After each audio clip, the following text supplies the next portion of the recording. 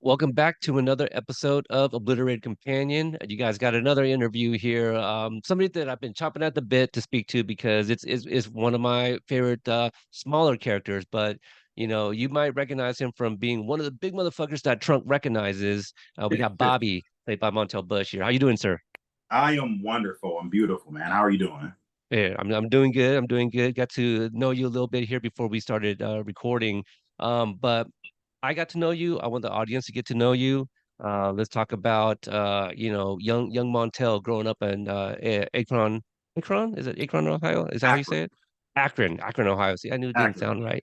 Yeah, yeah. Yeah. I mean, I should know better. LeBron comes from there, Stephen Curry, and we could have got Yeah. future like football player Montel too. You know, but Yeah. It's all right. A lot of people get it wrong, so it's fine. It's yeah, yeah.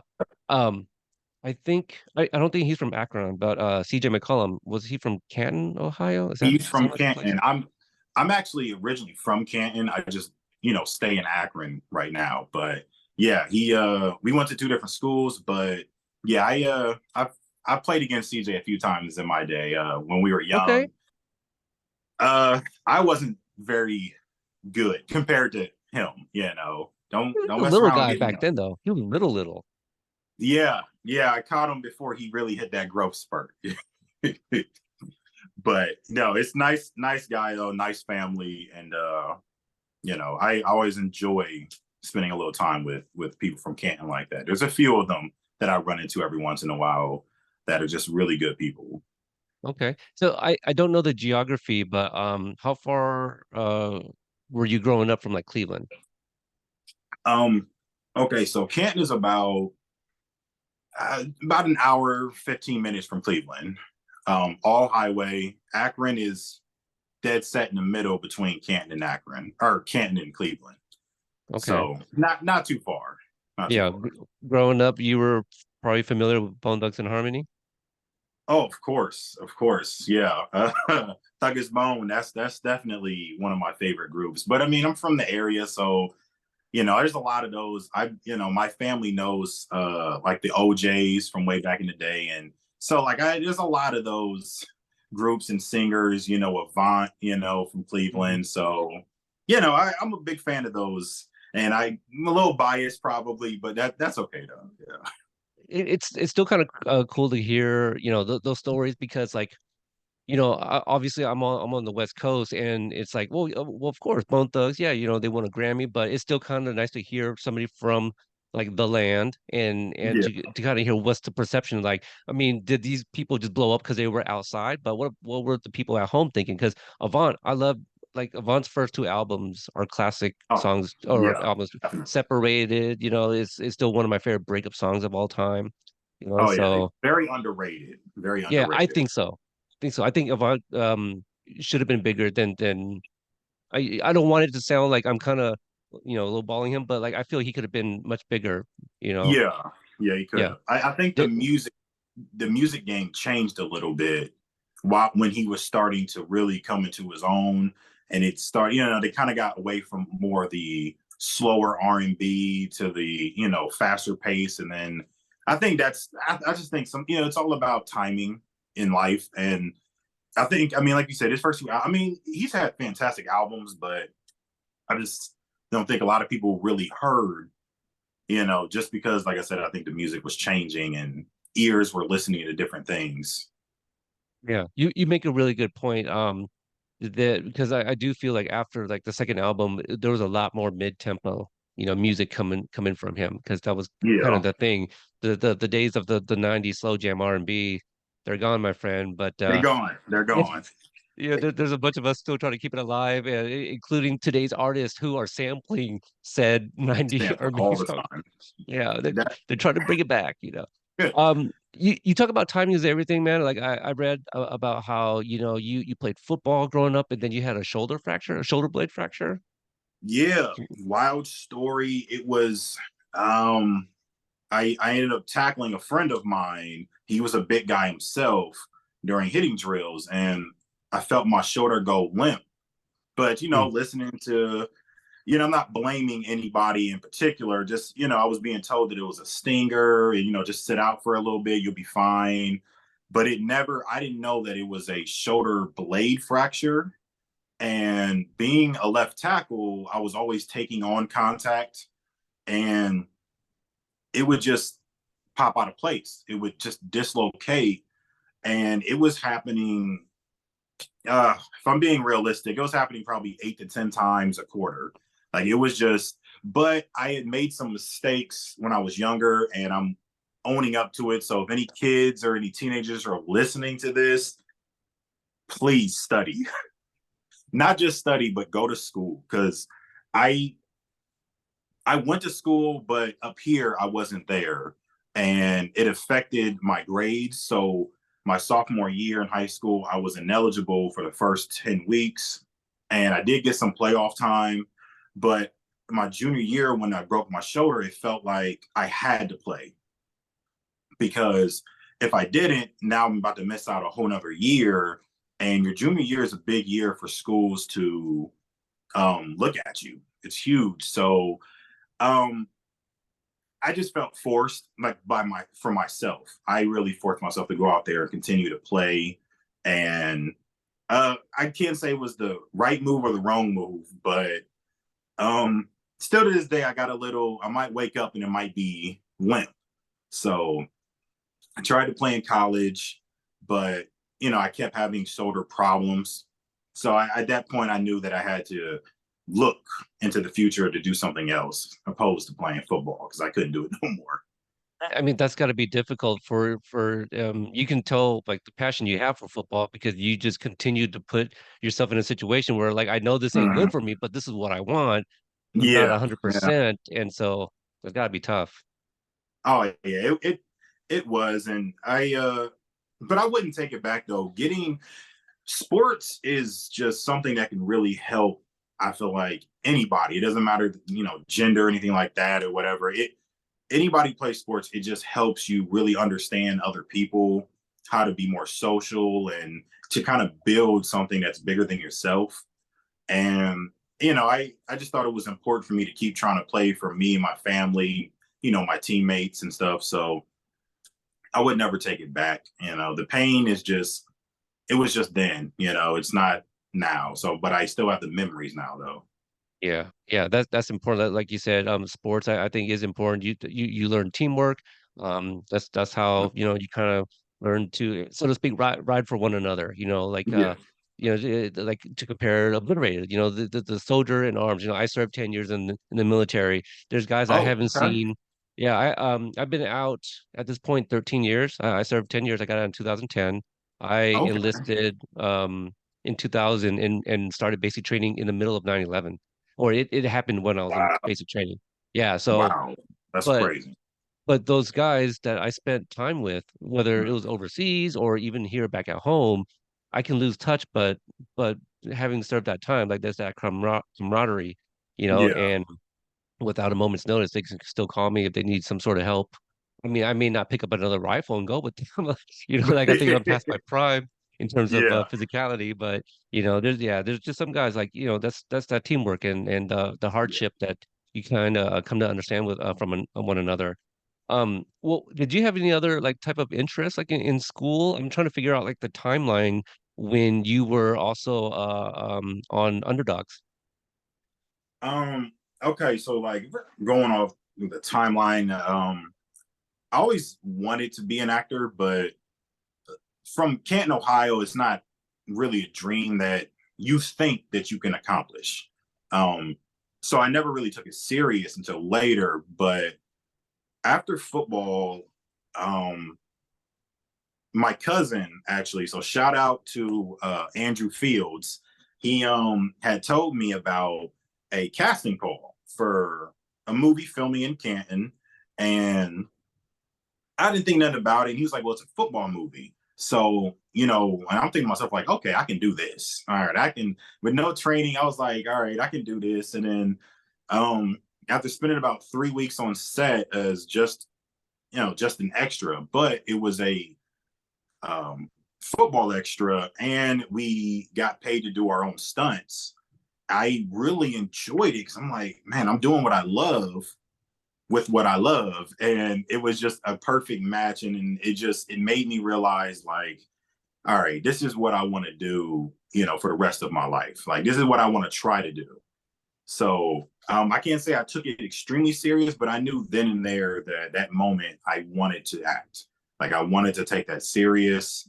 And but right before that, if I'm being honest, I was lost. Had no clue what I wanted to do, because I realized football was no longer on the table. So, and I had stopped playing baseball a few years prior, and I thought about getting back into baseball because I didn't need my shoulder as much for that. But like I said, I was confused. Being 21, 22, you thinking that you might go pro, and then it doesn't happen, and then you don't really know what you want to do. So that's kind of what it was between 18 and like 21. That's a hard age because that's when everybody's trying to figure out life. A lot of situations, parents are like, "You're 18, see ya," you know, Yep. like Yep. you, you got to experience life now. I lived through a rough life. Now it's your turn to figure it out. But not everybody has parents with means that can just send you off and Yeah. like, hey, you're gonna be taken care of. So um but it looks like you did get things figured out, and you had a lot of obstacles that you overcame. um and so what was that like when you made that decision? Wait, actually, before you answer that, did you have any inspirations growing up? Was there somebody that was bankable for you? They came out with a movie, you got to go see it. Um, well, um, if we're talking about who inspired me, I was probably, when it came to football, I was probably the biggest LaDainian Tomlinson fan that existed in the 2000s. Like, I was such a huge fan of his. Um, and then when I realized I was too big to play running back. So I started focusing on what other positions. And then luckily, when I was in high school, I studied Joe Thomas, left tackle for the Cleveland Browns, just inducted to the Hall of Fame. I would just like watch his tapes, and I would watch him. I would record on the old little VHS, because my parents didn't have like the DVR yet. So it was, I know I'm dating myself a little bit, but that's kind of I'm what it older than was. you. Yeah, but so you understand, that was a time to be alive. But who really but I'll say this. Somebody who really kept me going in acting, when I was about 25, I was on a movie called Draft Day. And again, I was an extra for as a Cleveland Browns player. And I was thinking to myself, like, man, I don't know if I really want to do this anymore. I had, done it for about 3 or 4 years, haven't really gained any traction. And I was like, all right, after this, I'm going to go back to school for sure. And, I'm going to do this. I'm going to look into different jobs and like different careers. And I had ran into Chadwick Boseman, who, Mm, so, rest in peace, mhm. wonderful person. Uh, he had talked to me because I think he thought that I was an actual Cleveland Browns player. So, so it's funny because he's just talking to me, and he's asking questions about the Browns and stuff, and he was studying his lines. We were in like the cafeteria up at their where they work out and stuff, and they were filming. Kevin Costner was on set, and they were doing his scenes first. So my job was to just walk back and forth, and as it takes a long time in between takes sometimes, and different setups and different camera angles. So when I had time, I would just kind of mosey around in the cafeteria a little bit. And then he was in there, and I really want to talk to him because he was just coming off of the Jackie Robinson movie Mm, and the 42. uh, yeah, 42. And Love that I movie. was, because I played baseball all my life. I was a huge Jackie Robinson fan because my dad talked to me about him, and his dad talked to him. So um, yeah, and he was asking me questions, and then I was like, "No, actually, I don't play for the Browns.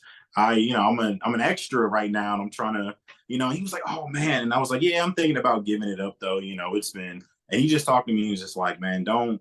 don't give up. You know, look at me. It took me a long time for me to get my career where I wanted. And so like to me, and now like looking back, hindsight's 2020, but looking back, I'm like, man, it it was I wish I really listened to what he was saying then, because he knew so much. He was such an intelligent man that and just such an inspiration to me. And like I said, I wish I really paid attention a little bit more than what he was saying, because it was about a 5 minute conversation we had. And but I so really him and a few other people like my parents and stuff, they've really kept me going in this driven dream that I'm trying to live. Yeah, no, that's awesome. I mean, even if you felt like you didn't really take the advice back then at that time, you know, as little of a job as you think it may be, like it's awesome that you found yourself still surrounded by some really great people. Yeah. And like, even in hindsight, like you can still apply that at any point. Doesn't mean that you need to take it right then and there. Everything's Right. situational, and it's all about the timing, like you said. You may not needed to take that advice at that time, you know. Yeah. So, but that's pretty amazing. I did not know that about you. Maybe if I did a deeper dive, maybe I could have seen something, maybe a previous share that you had been on that movie because I love draft day. Like I don't think I watch it often enough, and I'm a nut on draft day for the NBA because I'm a big basketball fan. Yeah. Same. Football is more a peripheral for me. Kind of like I watch football socially, so I have to be Yeah. with people. I can't sit there and watch it by myself. But yeah, basketball is my thing. That's why when I opened up, I was all like, oh, LeBron and Stephen Curry, I'll keep from that Yeah. on. So Don't get it I wrong. did know I'm that. still a huge LeBron fan too. So I think so. Your email, your date of birth, it all comes back to 23. it does. It really does. It all comes back to 23. So I guess I can't even ask you who the GOAT is, right? Because I feel I'll know the answer. You know what? I this is what I live by. Michael Jordan's the GOAT until LeBron retires. Only because I Okay. believe that it's a little disrespectful to give LeBron the GOAT title while he's still playing. But the moment that he calls it quits, the moment that that's it, he signs on the dotted line and he said that to me, then he's the GOAT. So Michael Yeah. Jordan has the title until LeBron decides to hang it up whenever that is. Now, what about the Kobe fans? Well, listen, Kobe to me, I want nobody to get crazy on me, but Kobe, he's definitely top five for me. Yeah, yeah. But I I surprisingly have Shaq ahead of Kobe and people, but I only have Shaq ahead of Kobe because to me, Shaq is the most dominant player that's ever existed. I don't really care what era we're talking. I mean, there's just nobody could stop him. It doesn't matter what era it is. So, but because of the free throws and his longevity, yeah. But yeah, because of his free throws and longevity, though, he can't make go because of it, though. Yeah. I do like what you said about like whatever era, right? I don't get into heated arguments, about goats and what have you, Yeah. except for my 11-year-old will tell you otherwise. He'll get into that with me, but like you just watch YouTube videos. Like I want you to form your own opinion based off like watching games and not somebody Right. else's channel saying that this guy's the goat for these reasons. That's somebody else did the homework. You need to do your own homework. But I did hear a discussion one time people the people talking they were saying people need to stop saying like oh let's take Shaq for example, Shaq versus like Walt, or like, the big man. It's like you can't compare different era, different No, you can't. players, and different teams. Jordan had the supporting cast and things of that nature. But you can maybe take their accolades and make that comparison. But in terms of like, yeah, the eras and their Yeah. competition, it was different. Like Charles Barkley, I'm not saying he should be like a contender for like, GOAT, but like he had a tough era as well. He had to go up against Jordan, Oh, Clyde Drexler, yeah. So yeah, I've it is said interesting though. that, you know what, and I agree 100%. But if I had something real quick to say about Charles Barkley, he to me, in a positive way, he to me is probably. I know that a lot of people don't have him in like their top 10 or 15, maybe even 20. But to me, he's probably top five in one of the greatest, like pound for pound. similar to like Allen Iverson, like in a way. Like Charles Barkley is built like his playing days is built similar to me. 6'4", 6'5", 260, 270, 280 in that range. There's no way that he really should have been that talented and that good at that in that era. But I mean, there really wasn't too many people back then that was, to me, as good as Charles Barkley. So I don't think he gets the love because maybe the crazy things and the funny things he says on TNT now. But yeah, we're talking pound for pound, top 5, like talent. I mean, Charles Barkley has to be up there. I mean, he's built like a left guard, and yet he's dropping 30 and 15 on you. And it's so, to me, he deserves more love than a lot of people back in the 90s. I think that he gets often forgot about a little bit more than my liking. I think so because I don't know if he was ever like really a Batman or Robin, like he was just a Yeah. guy. But then you talk about like somebody like a Dennis Rodman. Nobody talks about Dennis Rodman without mentioning Jordan as well because Bulls, Yeah. So nobody talks about like Dennis Rodman on his own, when he was, people talk about Detroit, but like you don't hear about Detroit much anymore those days, No. so yeah, you definitely sound like a student of the game, A little I don't bit. know I how old you are, know. I just know I'm older, you know. All Well, right, so yeah. let's transition into Obliterated there. So you do a few other projects, but how does something like Obliterate land in your lap? I'm not saying like you were just handed Yeah. the show, but like how did you book this role? Did your agent said, "Hey, go audition for this," or did you see like a casting announcement somewhere?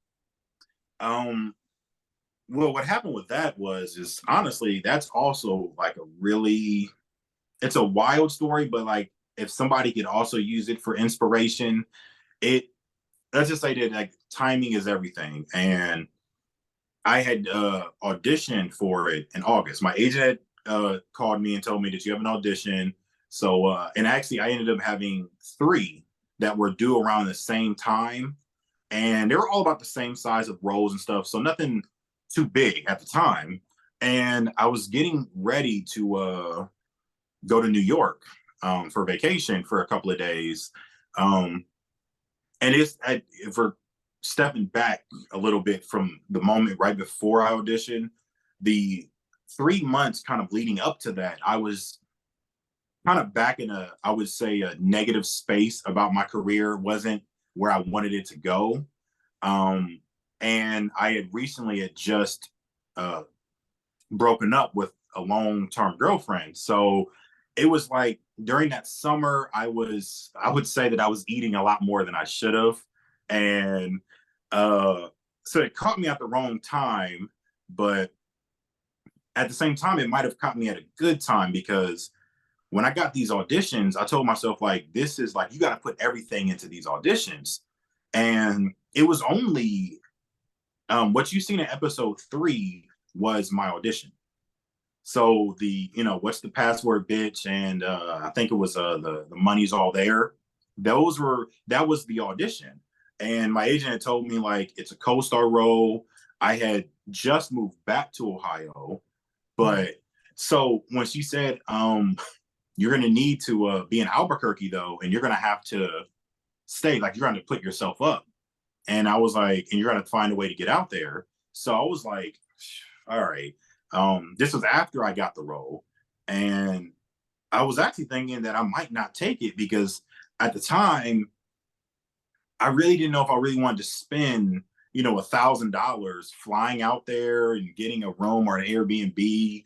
So, but I said, I'm going to do it. My parents really helped me like make that decision to go. So, a lot of credit to them. Um, so I went out there and, like I said, I put myself up. It was just supposed to be a co-star role, nothing big. And, I flew back and I was like, okay, this is my first like major network thing. So I was like, okay, now I'm gaining a little bit of traction here. I'm gonna really kind of piggyback off that. Now I'm feeling good. I hit the gym and stuff again because normally I'm always in the gym. Like I said, that summer I wasn't really, but They ended up messaging me again, probably 2 weeks later, and it said that pretty much we want you back for the last couple of episodes. And at that point, I was like, I was up here, I was just high, like I was feeling so good, and it was really so me making that decision to go was just, it was such a blessing in disguise, because I was going to do what I could, even if I didn't get called back for the last couple of episodes.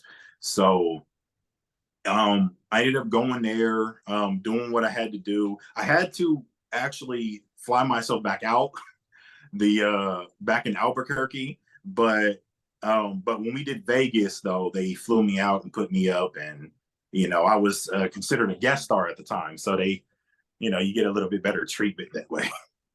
And that's what I love about hearing these stories, because there's people I've interviewed where they're like, I had one episode and they liked me so much they wrote me more, and Yeah, so you just never know, and it's almost serendipitous that you're like, because if you went with something else, you don't know where it would have got you, and yeah. you might have just done the whatever episodes that was required of those characters, right?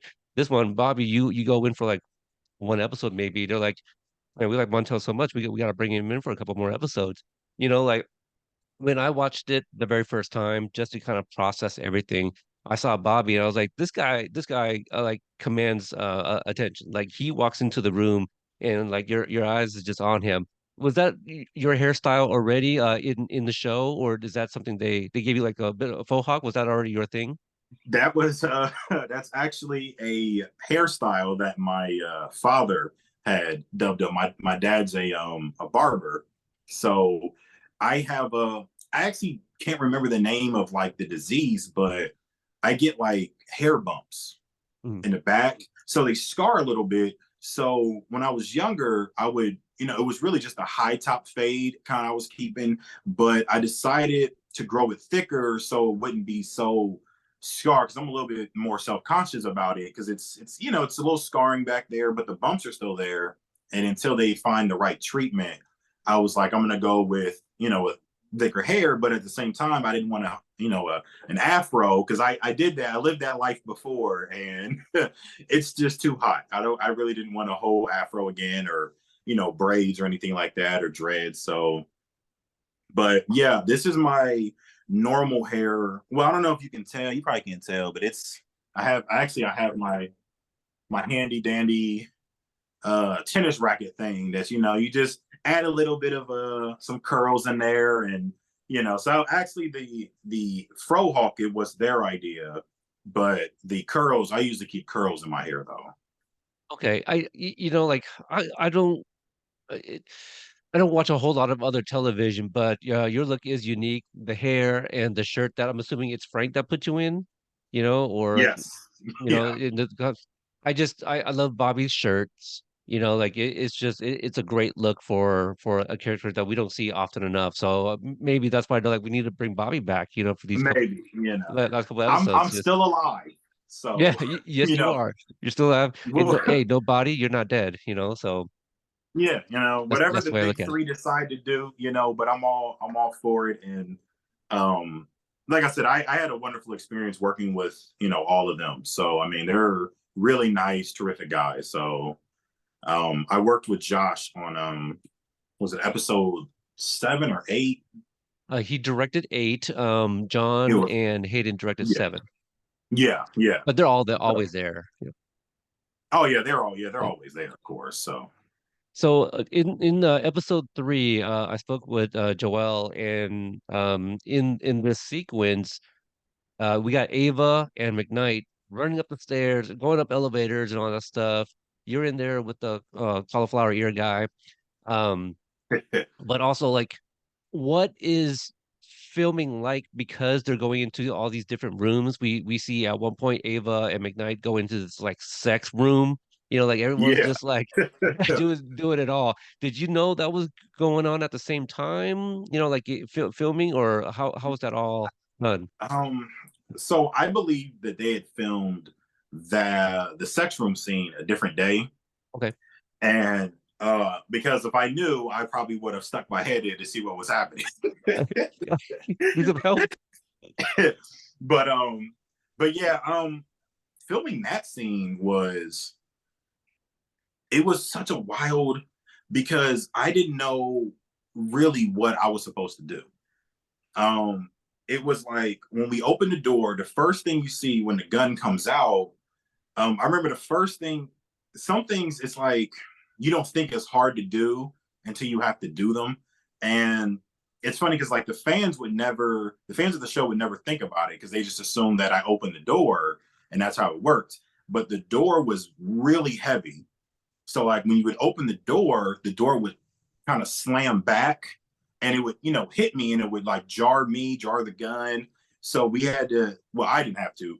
They had to build a wedge. So I had to open the door just hard enough so it can stick in the wedge so I can get my line out. And I'd probably say after 9 or 10 takes, I the first couple of takes were really good, but they always want better. So they kept doing it, but then the door, it just wouldn't stick. So I finally got one last good one in. And I actually think that's the one they went with. But like looking back, I'm like, why was opening a door so hard? Because it was just like, because I had to open it up and then stick my gun, then stick my hand out, which was holding the gun, which was my right hand. So it was just like the little things like that was weird because, like I said, the door was heavy, so I had to open it with my right hand, then stick the gun out real quick, and it was just a Because you lot gotta going switch on. hands, right? What'd you say? You said because you got to switch hands, so you got to open up the door, and then where was the gun when you had to open up the door with your right hand? The gun, because I'm trying to think, because they filmed his angle first. So when they filmed his front angle, I used my right hand. So Right. they had to keep, for continuity reasons, they had to keep it in my right hand. So when I opened the door, I would open the door with my left hand and kind of like Okay. hit it with my elbow real quick and stick the gun out. And like, but I had to make sure that it stuck in the wedge, but not make too much noise. You know what I mean? So that way, because it would just ruin the take if it's too loud. So like trying to find the proper, I would say that I was I was a little stressed out trying to get it. And it's funny because it's just something that small was like so difficult to do for some reason. Yeah, I mean, like you said, it's a heavy door. I wish I could see like not even a blooper, but just like somebody else's angle of that shot, just to see Yeah. you try to open up the door with your left hand and stuff. I Oh, like I'm that. sure there's one out there. I'm sure there's one out there for sure. Yeah. So episodes 7 and 8 where we see Bobby again. One is like outside of the Vegas. There's another one where there's Bobby and Anastasia, right? Where she pays him, pays him more Yes. money. You're right, right? And I forget there's a line something about raining in Vegas. Yes. What did she say? She said, "Save it for a rainy day." And I believe I say, "The only thing that rains in Vegas, or money's the only thing that rains in Vegas."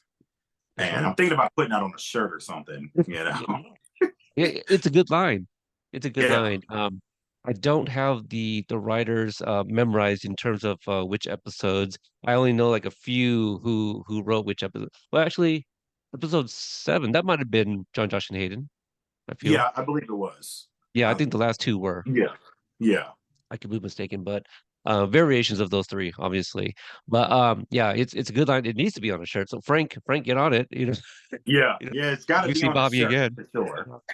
you know. Like so, can you talk about like filming that, and then we'll just also add in like the Vegas stuff where like Bobby has to send a text message like game is it game on or it's on or I forget Oh, because you probably was didn't it? text it for real, did you? No, I didn't. No, it's I think it's go time. I want to In Go say Time, that sounds right. go time. Yeah. But So you have we're to going. fake it. You just Yeah, he was like, yeah, just they told me to just type three small words. Just like it didn't matter what it was, just three small words, do it, and then look up. And that was it. That's what they told me to do. So hopefully I was able to pass that test a little bit and make it I think more so. believable. Yeah, I think that was like the first image or footage that was quote unquote leaked of Obliterated Yeah, is I think from like across the street somebody had taken a picture of like a bunch of people and an explosion, on that corner. yeah, So had no idea that was going to be in one of the later episodes. Pretty much kind of it's like the big sequence like at the end of that episode, I feel kind of yeah. a lot of going on. It was a lot going on those last few scenes.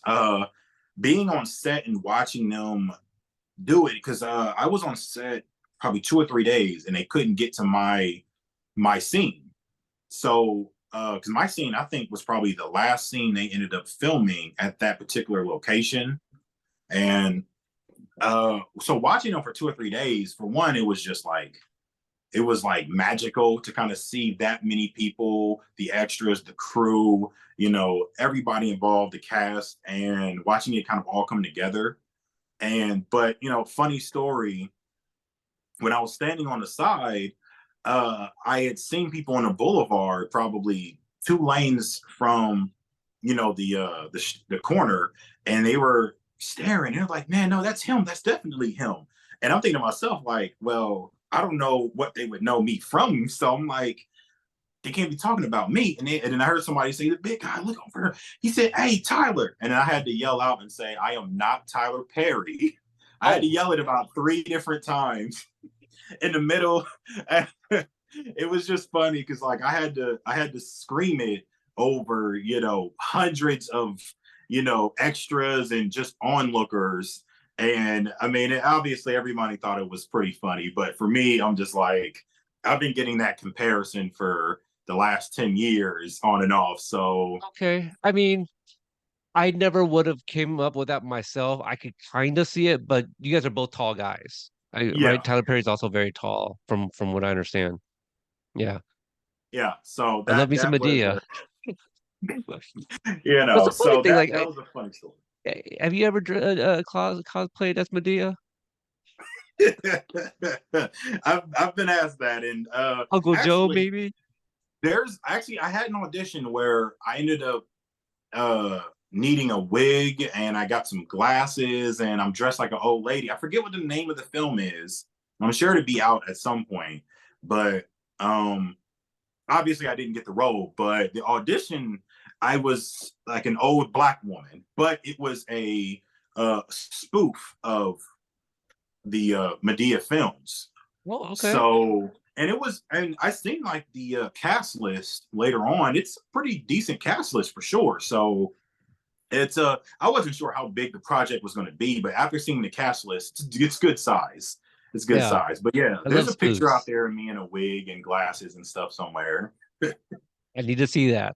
I need to see it. It didn't If happen unless you share it, Montel. I find it, I'll send it to you. If I find it, I'll Please send it do. to Please do. And I won't share without your permission, but I think that needs to be seen, you. especially when people hear this story. That's amazing. Oh.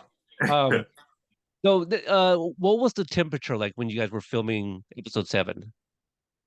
um, it wasn't too bad coming from Ohio. Um, but I could tell that people from the West wasn't a fan. It was probably in the I'll say during the day it was probably in the low 60s. Oh, it's not bad. No, no. Yeah. And then, it probably worked its way down to about 50, in the mid 50s somewhere. But, there was the wind though would blow, and that, so like if you seen the pictures out there with all them having a nice white coats that kept them nice and warm. I didn't get the white coats, I got the black coat, but it's all right though. Their coats was real nice. And I I, bet I it kept them very warm. I'm sure it did. I think I know which one you're talking about, but like it's Yeah, probably also that thing where they want like where's the main cast at? Boom, the white coats, kind yeah, of thing. It's yeah, like it's easier to kind of spot them when they're not filming. I think you'd be surprised how many people like kind of leak and share things because I'm pretty sure most sets are like, no, don't take no pictures or film anything. I have found some stuff on TikTok. People were just like, yeah, I was on set. This is what I filmed. So yeah. yeah, Yeah, I've it seen was it some was a things. lot of that going. I mean, but if it's people onlookers filming, it's really not much you can do if you're on a public street. You know what I mean? Like it's not a lot that you can do then. And so I'm actually surprised I haven't seen as many videos or photos from the set on those days, because it was a lot of onlookers. So Sure. but And yeah, a lot of the cast took a lot of pictures, and I think I understand that some things can't be filmed and stuff, but I think if you're off set, I really don't see a super problem with it. I think it helps create like a backstory, memories, all those yeah. things, the behind the scenes shots and stuff. Like, I don't know. I love looking at all those things, and you see the pictures of like Terrence and Shelly together, and it's like it makes it feel like it was more of a family putting something together than just a bunch of actors who came together for a job. Oh, absolutely. And like I love the pairing that you just kind of gave an example for. We don't have I don't think we have any like really great moments, if any, between Trunk and Ava, right? They're No, in I don't think. scenes together. They don't share moments really. And to Yeah, see like one picture that comes to mind is when they're on the party bus and it looks like Shelly is sitting like next to Terrence. And it's just like, well, that's sweet. That's yeah, awesome. Because we don't see them on screen that close or sitting together like that. So it is kind of yeah. nice, as you said, like it's like a family. Um, on the topic of Trunk, Terrence, let's talk about the fight scene in the kitchen. um, well, you know what? Just small sidetrack. Leading up to that fight scene was the second time I went out to Albuquerque, and I was it's hard to think about it sometimes because it's such a bittersweet moment in my life, because I filmed episode 3, but when I got called back, that was like the real excitement I got. And then when I found out that my role is not as painted dry as the original, because I don't know if they knew what they were going to do with Bobby, but me just being a big guy and scary was like that was his personality. So when I was brought back and I read, and I was like, oh, they're opening up a little bit more personality for Bobby. I can kind of do something different with it. Um, and they had a lot of fun with making me more and more less tough, as I would think, throughout the season.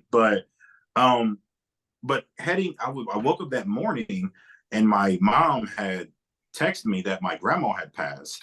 And leading into it, so like I felt like I probably could have did a better job. I think as an artist of anything, you always feel like you probably could have done something better.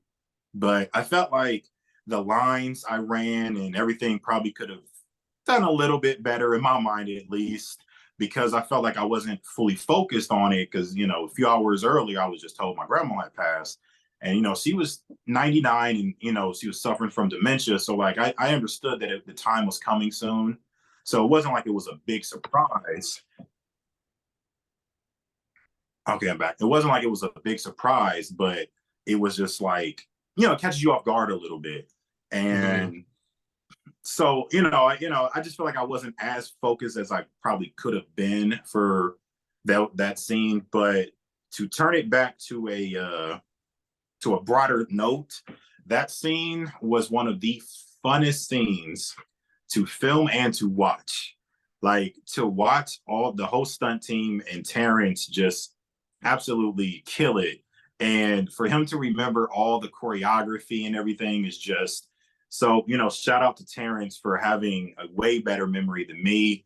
Um, but I wish, I didn't get knocked out so fast. I would have liked to have another shot at him. But because originally they weren't sure how they wanted me to fall. And I was up for anything, whatever they wanted to do to the character. First they were going to toss me over something, and then they were going to kick me over something, and then they ended up landing on to make everything work, to make it like that. So it was like, okay, this is what we're going to do. You're going to do your choreography, but you're going to get kicked, and that way. We want you to tear everything down. Not me, of course. My stunt ended up doing that. He did a great job, so shout out to him as well. But Like I said, it was definitely to watch that on the sidelines is definitely one of the funnest scenes I've ever got to witness. I was gonna ask you because like earlier, you had mentioned that you were able to do your own stunts for whichever the project was. I don't know if it was Underdogs or a Draft Day, but Uh, Both, oh, actually, I was okay. able to do. Yeah. So I was gonna ask if you got to perform your own stuff for Obliterated too. So it's like you could always go into stunt performance too, where like Yeah, you're the stunt guy that also delivers the lines, because I've spoken to some of them. I had no idea that that was a thing. I just assumed either you're an actor or you're a stunt person. I had no idea that stunt performers were also a thing. So yeah, there yeah. I might be mean, some more I'm opportunities. definitely, I'm all key for it, for sure. Especially anything sports wise. I definitely would love to enjoy to do anything stunt. It was definitely very fun, but I'm not. I wouldn't say this. I'm not a Tom Cruise kind of stunt guy though. I'm I not. don't know who is. Yeah, I'm not falling from a building. I'm not jumping. I'm not doing the parachuting or anything like that because I'm not a huge fan of heights. I hate flying, so I probably won't be doing none of that. But anything on the ground, I'm game for. Yeah.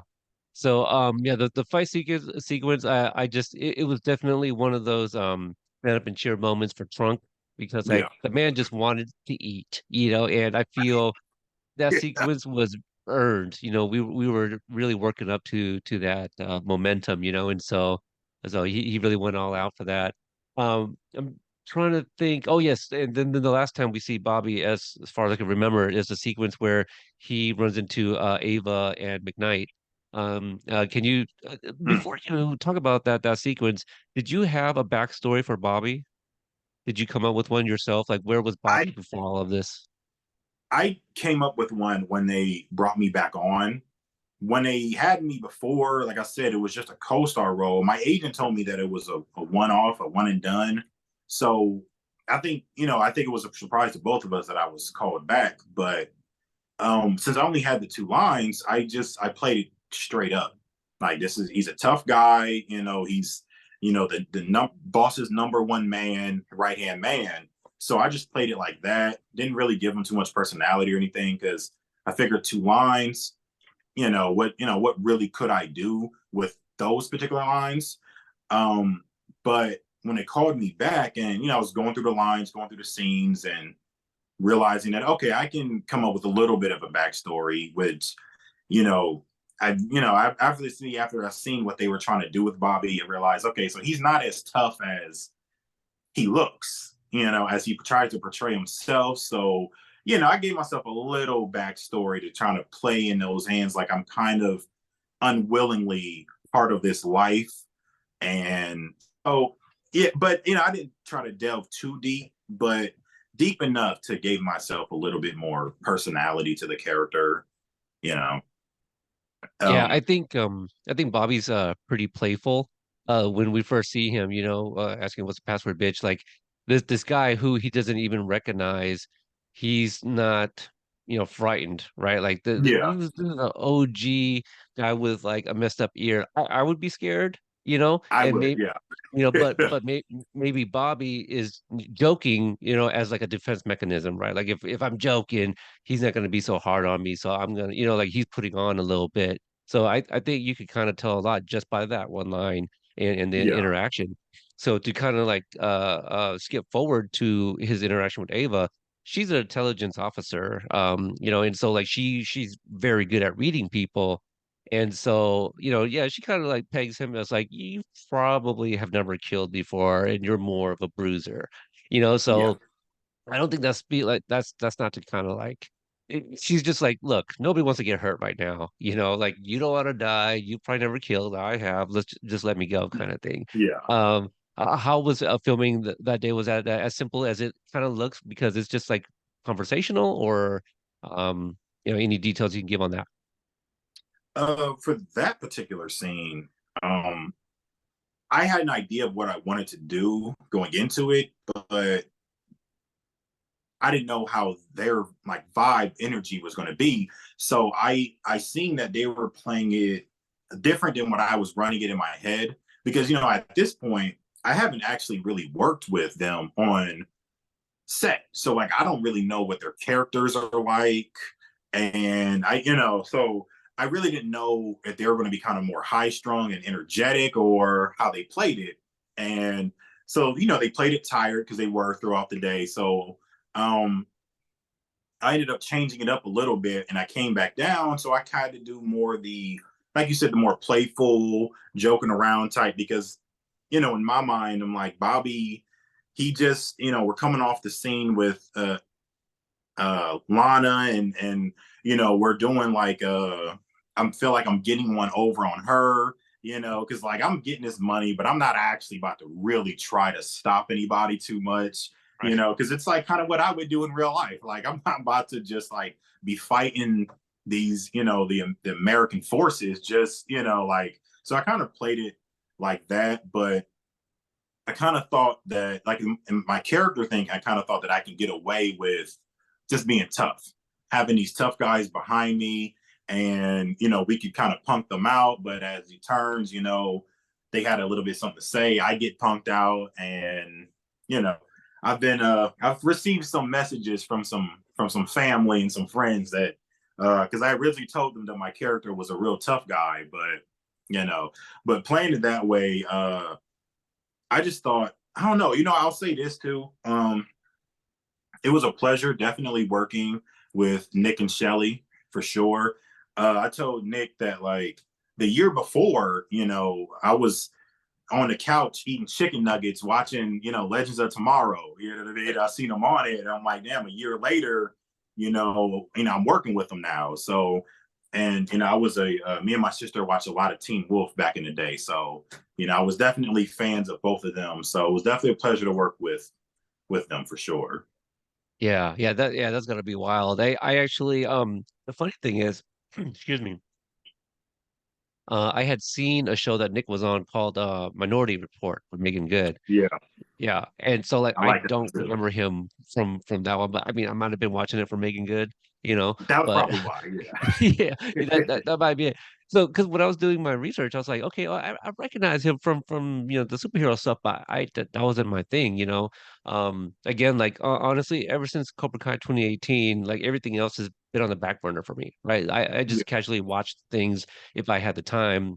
For me, it was always research, networking, as I do. You and I, we've had many interactions on the gram, before we actually yeah, locked in a date and time kind of thing. So that's what I was always doing. But I was a little like, man, I actually watched the entire season of Minority Report before they didn't get picked up for the back half, or I forget the situation, but I don't remember him. And I think he was like at least third billing, So, yeah, but I had been familiar with him in like screenshots of him in the superhero outfit, and I knew Shelley was in yeah, Teen Wolf, but that's not a show that I watched. I watched the OG movies. So I think for me, it's kind of nice not knowing them from like anything else because I feel there might be some sort of baggage, So I'm almost coming in yeah, with these everybody being like kind of just brand new faces for me. So I think that yeah, helps out.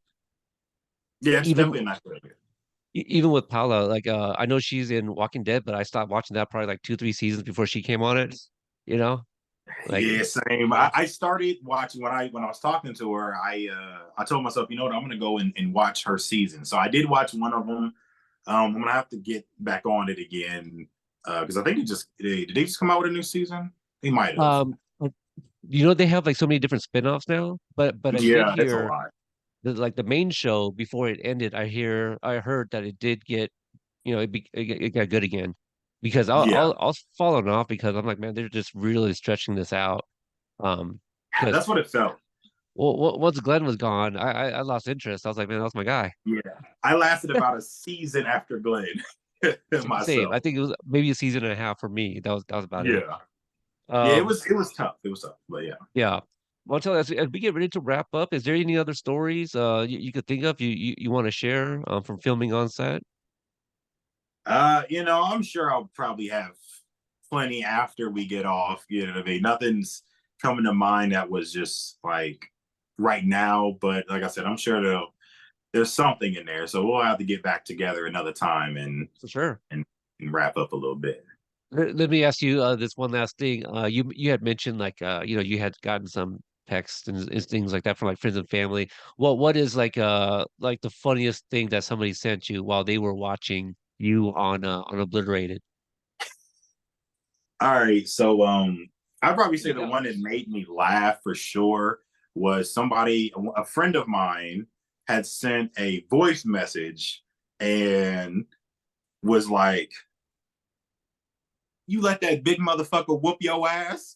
That's and I was just like, "Oh man, like, oh man," it was just like the way because I wasn't anticipating it because it was like right after the show it came out. It's probably like 7 in the morning, and I got up and watched, of course, my episodes, and then I went right to sleep. And I was like, I'm gonna watch it when I get up again. So when I got up, I had a bunch of messages. So I went through that one. It was a voice message. So I didn't think nothing about it because I don't really receive voice messages like that through text. And when I got it, I was just like, it just made me laugh, like internally and externally so hard because it was so unexpected. But all love to all the people who have messaged me, and I tried to do a little bit more. They weren't having it. They wanted Trump to whoop my ass. So shout out to Terrence. He got one up on me. I couldn't get like a good like perception between like with you guys next to each other. You mentioned you're about 6'4", 6'5". How tall is Yeah. Terrence? Terrence had me by about an inch. Okay. I would say he's probably, yeah, about an inch taller than me. Okay. Yeah, yeah, yeah. I Yeah, mean, he's bigger. Like, what can you say at that point? But you know, yeah, yeah. maybe the shade is like this man had no food, in the No last few food. hours. Yeah, he got me Body was though. probably well He got. rested. Yeah, I probably, well, definitely then I weighed more. I probably at the time was around 285, and I'm about 265 now. So I was a little heavier than him. I probably should have grabbed him and fell. That's the right move. That probably should have bear hug and fall. You know what I mean? But I Okay. threw Uh, a bad punch and got knocked out. I'll remember that next time I want to take someone down bigger than me. Just grab them and fall. Grab him and fall. That's Yeah. it. All right, Montel. If you welcome the interaction, where can people follow you on social media? Check out some of your posts. If you're willing to share some of that information. Well, you know what? It's I need to be better on social media. My agent keeps telling me that. Same thing with my family. So you will start to see more posts from me. But you can find me though at Tell the Actor or Montel Bush on Instagram and Twitter. And I don't really use Facebook anymore. So, a little bit. It's for like family, personal. Yeah, yeah. But yeah, you can find me there though. And so for people that use Instagram, it's TEL, the actor, tell the actor. Yeah, DEF. not yeah, yeah. Yes. If there's any confusion, if they couldn't find you. But for people that are still on the gram, you can find me at Companion Network, where I share posts from all the other things that I do. But Obliterated Companion is where I'll be sharing everything Obliterated related, obviously. So I want to thank Montel for joining me, sharing amazing stories. Hopefully, there's some inspirational stuff in there. I was Hopefully. inspired by a lot of the stuff there. It did I not appreciate see it. a Chadwick Boseman story coming. Did not see that Yeah. one. But Yeah. yeah, It's great. yeah, that's something special there. But thanks for everybody for tuning in to this interview, and I'll catch you guys next time. All right. Have a good one.